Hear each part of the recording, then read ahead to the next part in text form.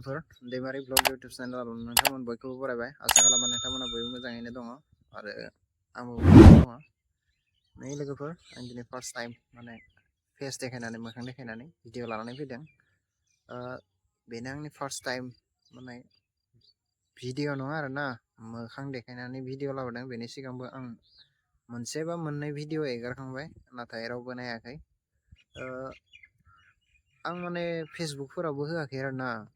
दा सोरबा साबसक्राइबार बारायनो थाखाय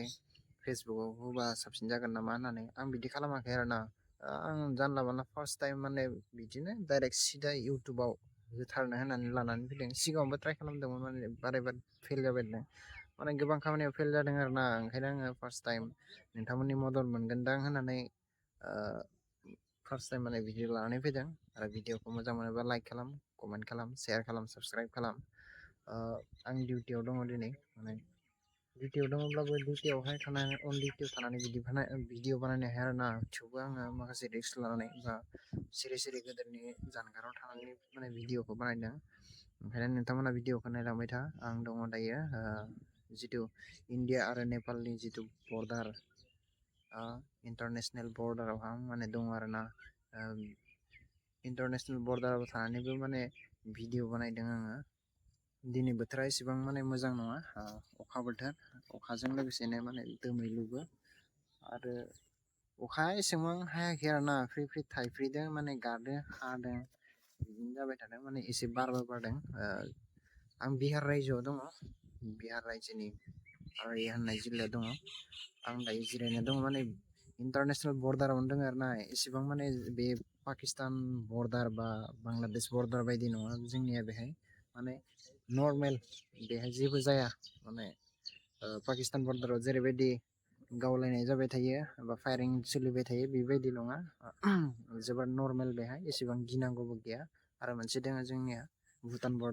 भुटान बर्डारावबो माने जेबो गिनांगौ गैया आरोना जास्ट नर्मेल बेफोरबायदियावहाय नाथाय बे नर्मेलबाबो मा होनना बुंगोन दा बेफोरावहाय बिनि लकेल मानसिया जोबोद माने एसे अख्रा टाइपनि आरोना माबाफोरखौ जोंफोरबायदिखौ माने इसेबां रिसपेक्ट खालामा बा इसेबां माने खेर खेरायनाय ना मा होनना बुङोना बेखौ बेबायदि जेबो माने माबा खालामा आरोना रिसपेक्ट इसेबां होआ अख्रा टाइपनि बांसिनै बर्डार एरियानि मानसिफ्रा बिदिनो जायो डेभलपिंबो इसेबां गैया अब्लाबो बिनि माखासे थागिबिफोरा बेयाव थानाय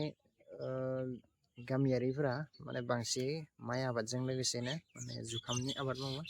नैबे आंनि उनथिं नुबाय थानाया बे ग्रिन गांसोबारि नुनाया बेयो जाबाय न'मेन्सलेण्ड बे न'मेन्सलेण्ड होननाय माने मा होनना बुङो बेखौ बे जायगाया माने माबानिबो नङा आरोना इन्डियानिबो नङा बा